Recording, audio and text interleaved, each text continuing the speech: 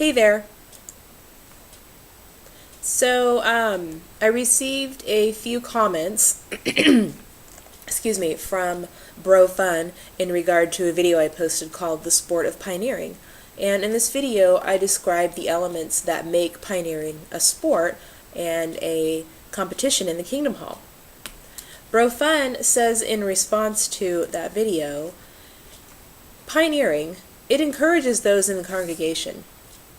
When someone is reaching out for a greater work, it is bringing glory to God, and it makes the congregation stronger. Those who do not have the circumstances to do so can help those who are sacrificing more time by going out with them. Jehovah does not forget the works that people do for them.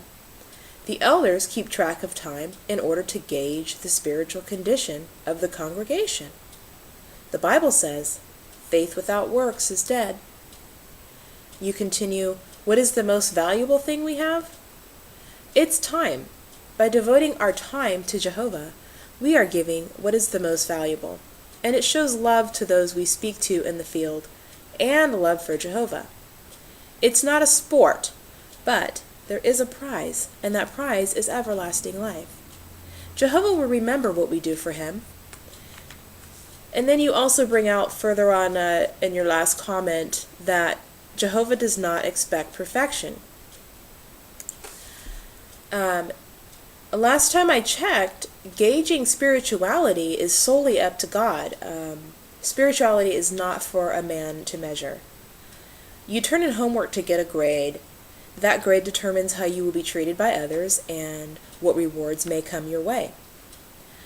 By turning in your timesheets of supposed dedication to God, it's exactly like turning in a school assignment. If you decide not to participate in the assignments and go to all the classes, or in this case the meetings, your spirituality is determined weak. When members feel that they have to turn in numerous continual reports of studies and publications placed just to obtain spirituality, this is not encouraging. This is pressure to fit in. Just call it what it is. Like you brought out in your comment, Jehovah does not forget what a person does for him. So the need to tally up your works is just for mankind to gauge you, not God. The timesheets is a man-made arrangement, plain and simple. It's another control mechanism. You mentioned Jehovah not expecting perfection, and that's true, and it's truly a blessing.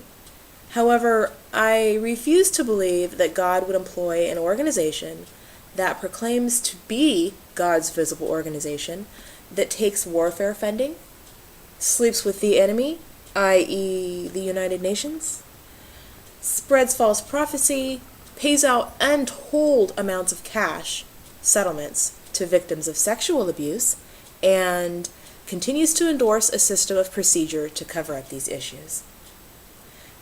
You also commented on another video I did, which talks about psychology being used by the Watchtower. God does not need to use psychology for people to worship him.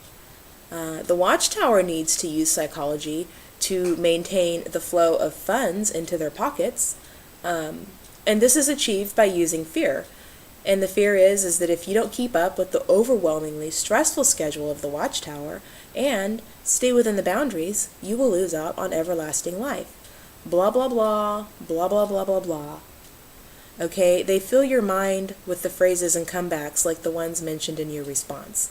It's what you're taught to say. Anyway, I would like to recommend a couple of books I've read.